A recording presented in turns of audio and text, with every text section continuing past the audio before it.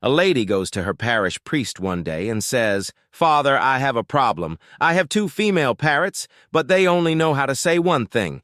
The priest asks, "What do they say?" The lady sighs and replies, "They say, 'Hi, we're prostitutes. Do you want to have some fun?'" "That's obscene," the priest exclaims. "I can see why you're embarrassed."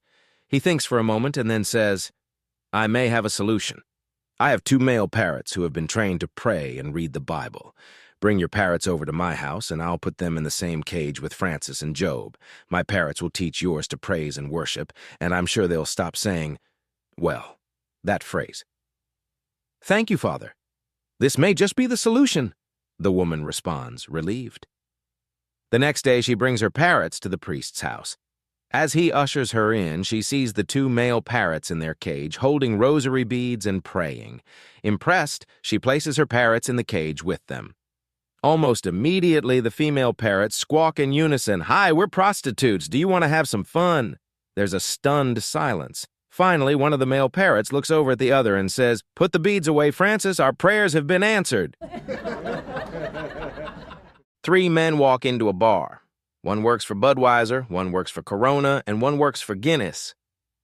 "What would you like?" the bartender asks the Budweiser worker. "I'll have a Budweiser," says the Budweiser worker. "And you?" the bartender asks the Corona worker. "I'll have a Corona," responds the Corona worker. "Let me guess," the bartender says to the Guinness worker. "You'd like a Guinness?" "No, thank you," comes the reply. "I'll just have some water." "Water?" The bartender is taken aback. "Why not Guinness?" "Because," says the Guinness worker, "if the other two aren't going to have beer, I'm not going to have it either." Three women are sick of their boss always leaving work early on a Tuesday one Tuesday. They all agree to wait 20 minutes after the boss has left, then sneak out themselves. Their boss would never know. The brunette left and decided to go shopping. The redhead decided to hit the gym before meeting some friends for drinks. The blonde decided to go home and surprise her husband. But when she arrived home, she heard noises in the bedroom. She slowly walked up, peeked through the door, and saw her husband in bed with her boss. Mortified, she closed the door and crept out of the house. The next day, back at work, the girls met up and discussed if they should all skip out early again next week. "No way," said the blonde. "Yesterday, I almost got caught." After a long stint in prison, Kathy managed to secure herself a job at a candy shop. She arrived on the first day wearing a proper yet practical dress. However, her first day was set to be retrieving candy at the front register. The first customer came, looked at the candy, and asked for licorice. This was on the top shelf, so Kathy had to climb up and down the ladder to get it. The second customer came, checked the candy shelf, and asked for peppermint. These were also on the top shelf, so Kathy had to climb up and down the ladder again. The following customers all also wanted the top shelf candy, forcing Kathy to spend all day going up and down the ladder. At the end of the day, Kathy went to the owner, George, to ask a question. "Hey, so may I ask, why is all the popular candy on the top shelf?" George looked her up and down. I don't think it's the candy. They, might have wanted to see your undergarments." "Huh? Well, the joke's on them. I don't even wear panties." A despondent young woman who had lost her job and her house had decided to commit suicide. She was walking along a bridge across the harbor, getting the nerve to jump in, when a young man saw her. "Don't do it," he called out. He looked at her and realized she was incredibly beautiful. He came closer. "What's wrong?" he asked. The woman told him. "Okay, here's the thing," he said. "I'm a crew member on a ship that leaves for Europe tomorrow morning. How about you come with me on the ship? I'll bring you food and drink."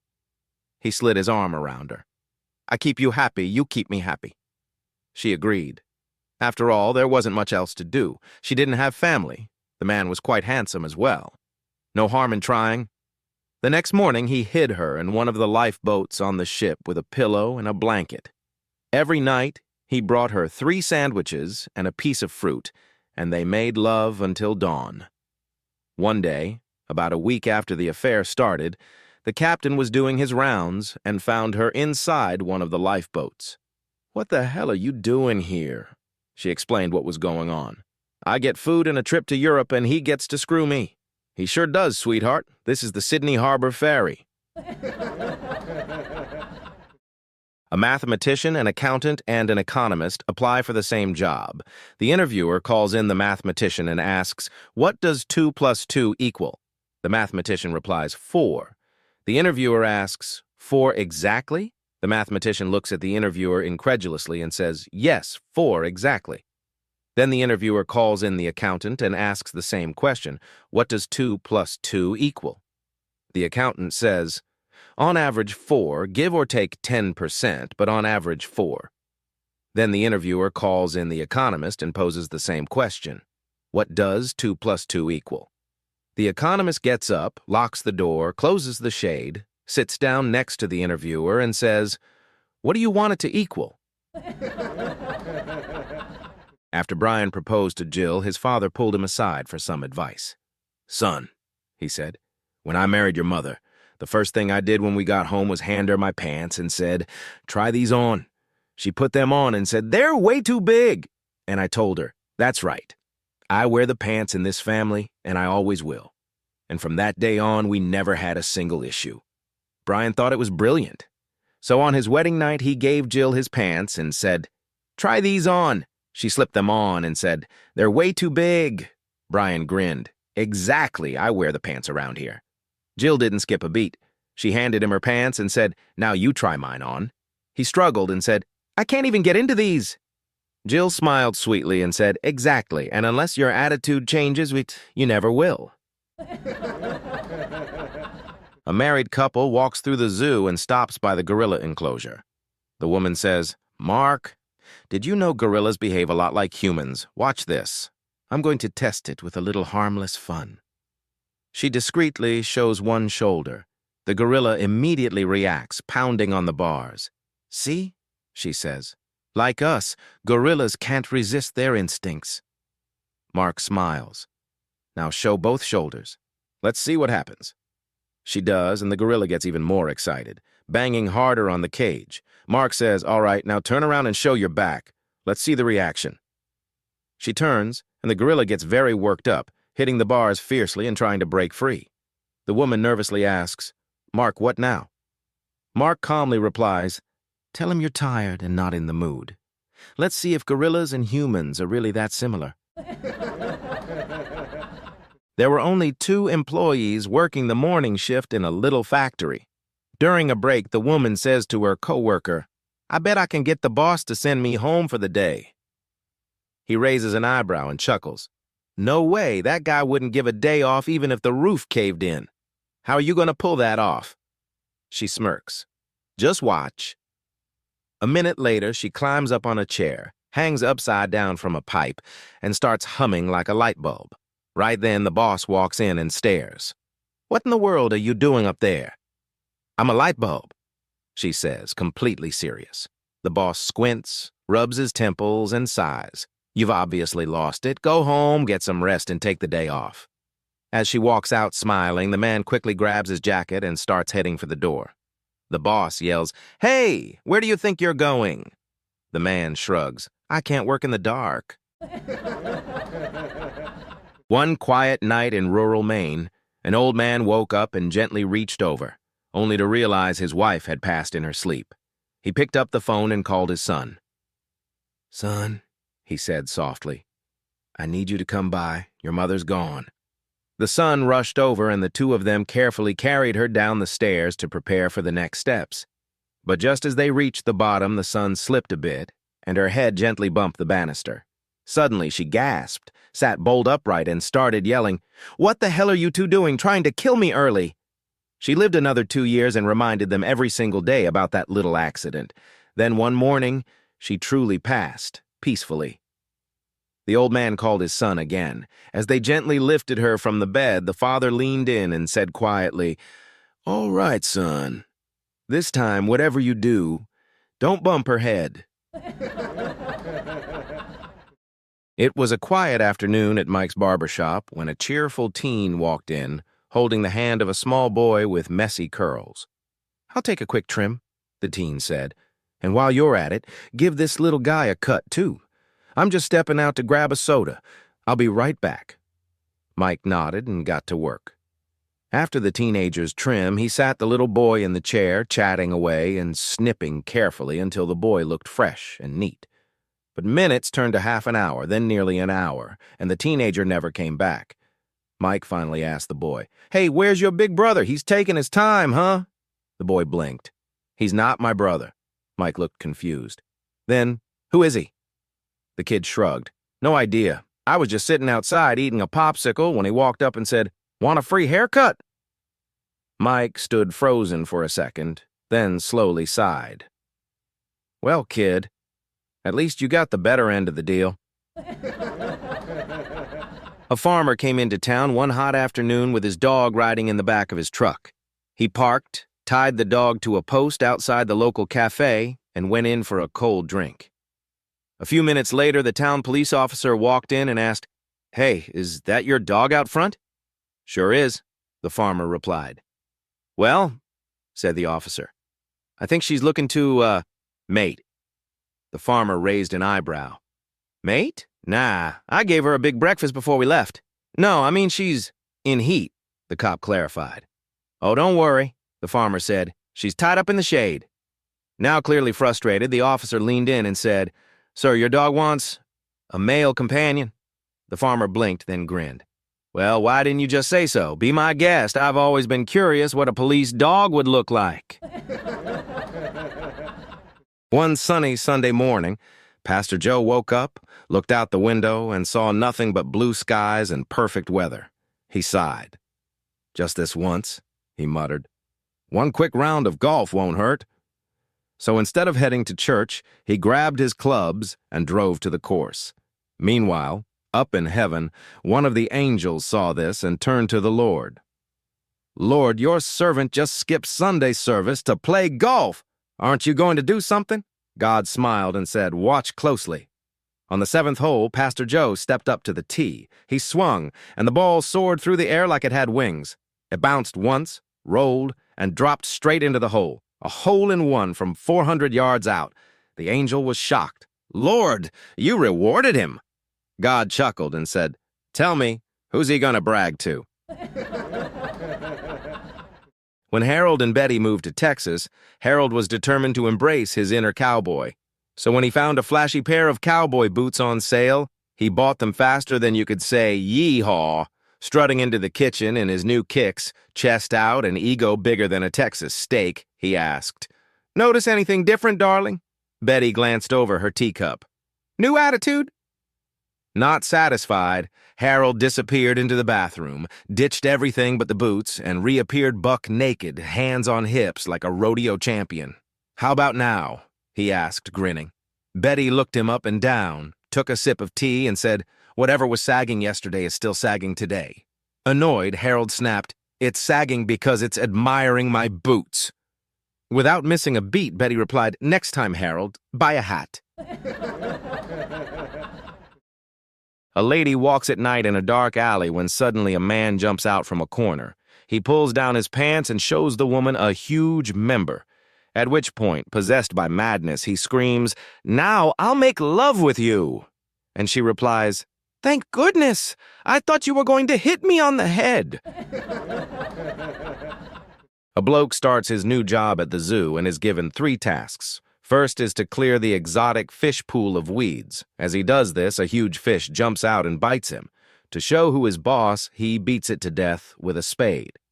Realizing his employer won't be best pleased, he disposes of the fish by feeding it to the lions, as lions will eat anything. Moving on to the second job of clearing out the chimp house, he is attacked by the chimps, who pelt him with coconuts.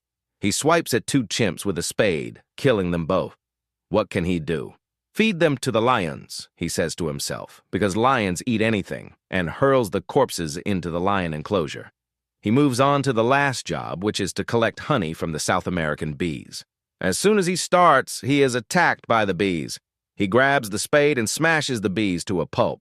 By now, he knows what to do and shovels them into the lion's cage because lions eat anything. Later that day, a new lion arrives at the zoo. He wanders up to another lion and says, "What's the food like here?" The lion says, "Absolutely brilliant. Today we had fish and chips with mushy bees. A blonde was driving along the highway a few hours outside San Diego when she spotted a man waving for help next to his broken-down truck. She pulled over and rolled down the window. "Are you heading to San Diego?" he asked. "Sure am," she replied. "Perfect. I've got 2 chimpanzees in the back that need to get to the zoo. They're exhausted and I can't leave them here. Could you take them for me? I'll pay you $200. She thought for a second and said, "Why not? I've done crazier things on a Saturday." He carefully buckled the chimps into the back seat, handed her the money, and off she went. A few hours later, the man finally got his truck running and made it into San Diego. As he drove downtown, he suddenly slammed on the brakes. There she was, walking down the street with the 2 chimps, all wearing sunglasses, holding cotton candy, and taking selfies. He ran over and shouted, "What are you doing? I gave you $200 to take them to the zoo." She smiled and said, "I did, but we had some money left over, so now we're going to SeaWorld." Dylan was practicing his golf swing in the front yard when, crash! His ball shattered his neighbor's window. Panicked, he rushed over and rang the bell 3 times. No answer. He peeked inside and saw broken glass, a knocked-over lamp, and a chubby man in a turban sitting calmly on the couch. Dylan asked, "Who are you?" The man replied, "I'm a genie. You freed me when you hit that lamp." Dylan blinked. "Do I get 3 wishes?" "Not exactly," the genie said. "Since it was an accidental release, you get 2 wishes and I get 1. Dylan thought quickly. "Okay then, I want to be the best golfer in the world." "Granted," said the genie. "Now bring your wife, she gets 1 wish too." His wife didn't hesitate. "I want $1 million every week for the rest of my life." "Done," nodded the genie. "And now for my wish. I'd like to spend a whole day with your wife, playing chess." Dylan looked confused. His wife shrugged and said, "For that kind of money, I guess we can play a few games." A day passed. Afterward, the genie smiled and asked her, "How old is your husband again?" She replied, 45. The genie chuckled. "And he still believes in genies?" One evening, a husband was watching his wife as she admired herself in the mirror. Her birthday was coming up, so he asked sweetly, "Honey, if you could have anything for your birthday, what would it be?" Without missing a beat, she sighed dreamily, "I wish I could feel like I was 10 again." The next morning, he woke her up with a grin and said, "Get dressed. We've got a big day. First stop, a massive pancake breakfast drowning in syrup." Then he whisked her off to an amusement park. Just like the good old days. They hit every ride, the ones that go upside down, spin sideways, and make your stomach regret being born. She screamed on the roller coasters, got soaked on the log flume, and nearly passed out on the spinning teacups. Then came the cotton candy, funnel cake, and a hot dog with all the works. After that, a trip to the movies with a bucket of popcorn bigger than her head and a soda the size of a toddler. By the time they got home, she was pale, dizzy, and completely wiped out. She collapsed onto the couch, her hair a mess, her eyes barely open. Her husband sat beside her, beaming with pride. "Well," he said, "did I make your birthday wish come true?" She blinked at him, trying to find the energy to speak. "I said I wanted to feel like I was 10 again, not like I'd been hit by 10 buses." A young man named Jake bought a horse from a rancher for $250. The rancher agreed to deliver it the next day, but the next morning he showed up looking uncomfortable. "Hey, Jake, there's a problem. The horse, well, let's just say he's no longer with us." Jake raised an eyebrow. "All right then, just give me my money back." The rancher sighed. "I'd love to, but I already spent it." Jake paused, then said, "Okay, just bring the horse over anyway." The rancher was confused. "What on earth are you going to do with him now?" Jake smirked. "I'm going to raffle him off." The rancher burst out laughing. "You can't raffle off a horse that's, out of service." Jake just said, "Watch me, I just won't mention that part." A month later, they ran into each other again. The rancher asked, "So, what happened with that horse?" Jake replied, "Raffled him off, sold 500 tickets at $5 each and made $2,500. The rancher was stunned. "Didn't anyone complain?" Jake smiled. Only the winner. So I gave him his $5 back. A woman, tired of people judging her by her looks, decided it was time for a change. She dyed her hair a different color, got a stylish new haircut, and set off for a peaceful drive in the countryside. While cruising along a quiet road, she came across a large group of animals blocking the way. Curious, she parked her car and walked up to the farmer standing nearby. "If I can guess exactly how many animals you have here, can I take one home with me?" she asked confidently. The farmer raised an eyebrow but chuckled. "Sure, go ahead." 172, she said proudly. Stunned, the farmer nodded.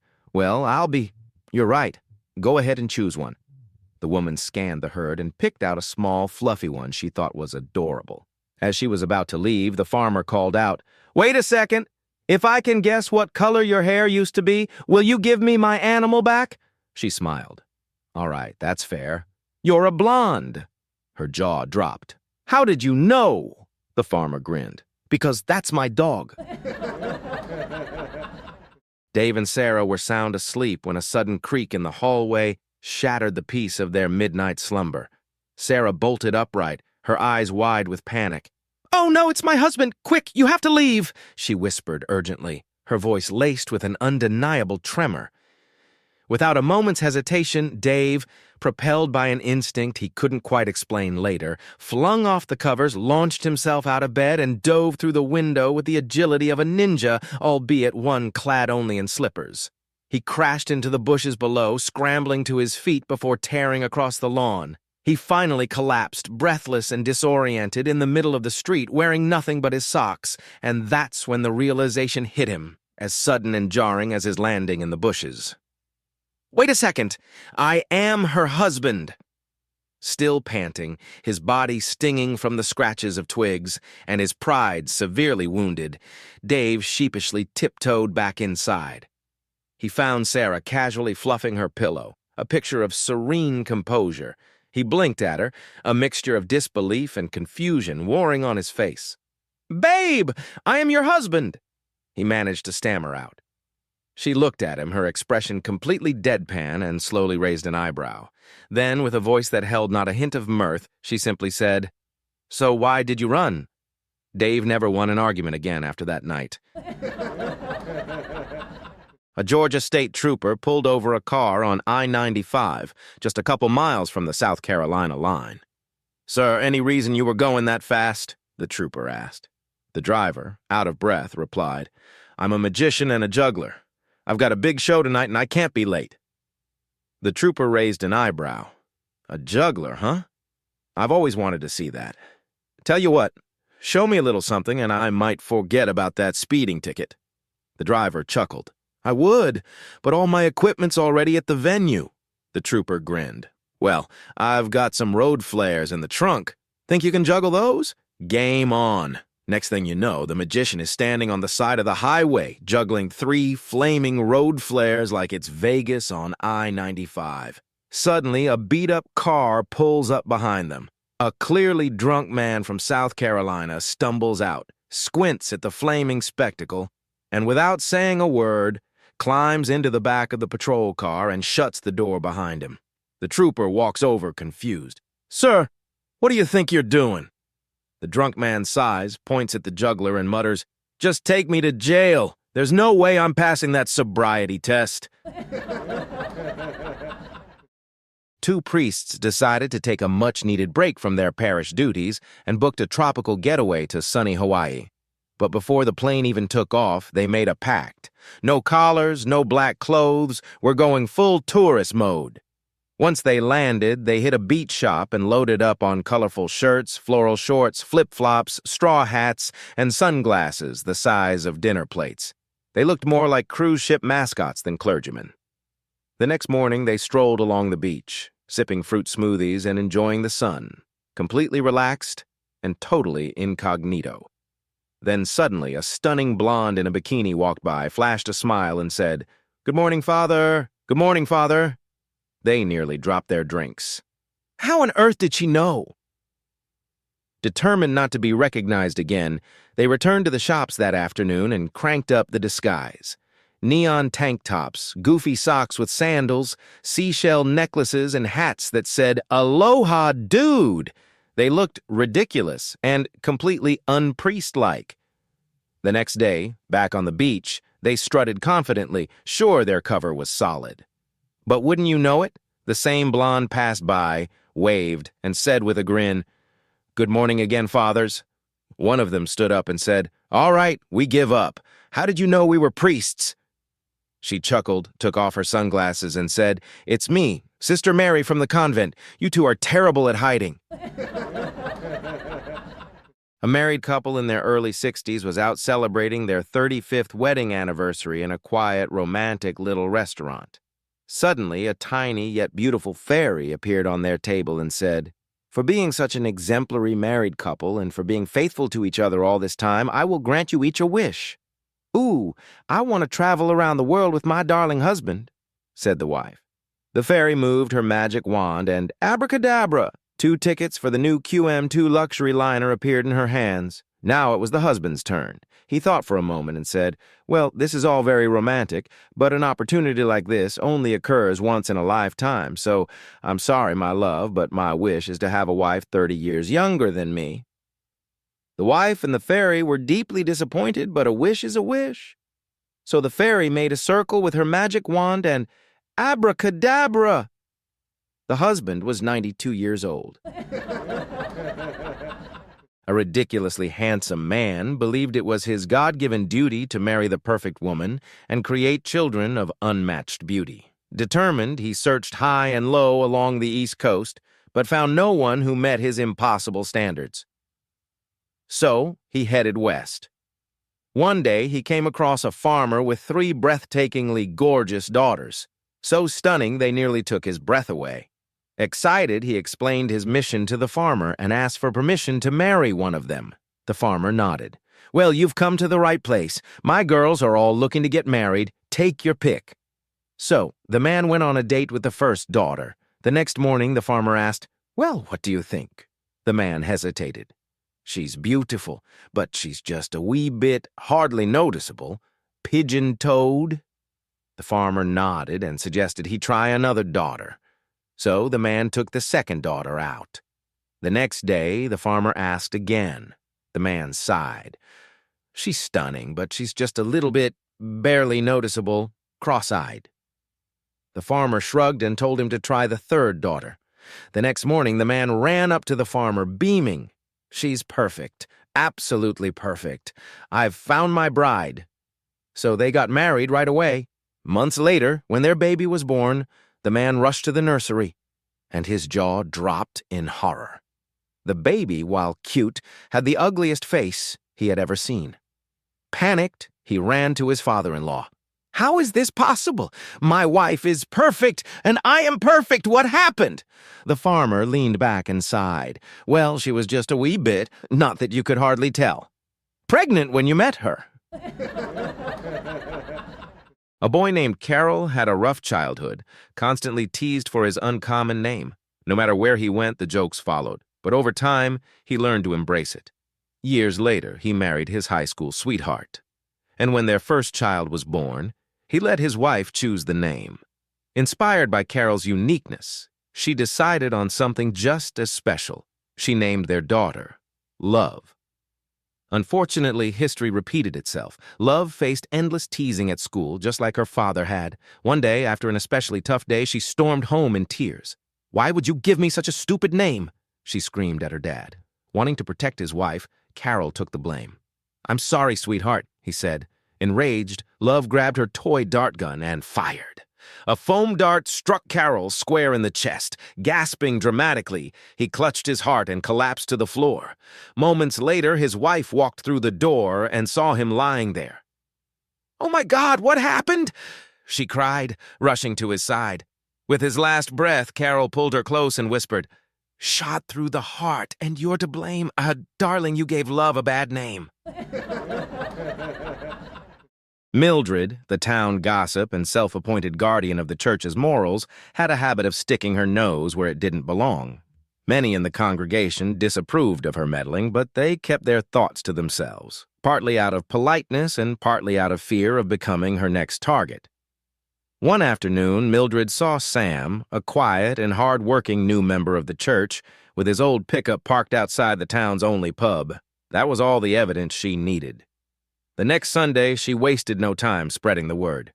"We all know what it means when a man's truck is parked outside a bar," she declared to anyone who would listen. Sam, a man of few words, simply stared at her for a long moment. Then, without a word of protest, he turned and walked away. That evening, just as the sun was setting, Sam quietly drove to Mildred's house, parked his pickup in front of her driveway, and left it there all night.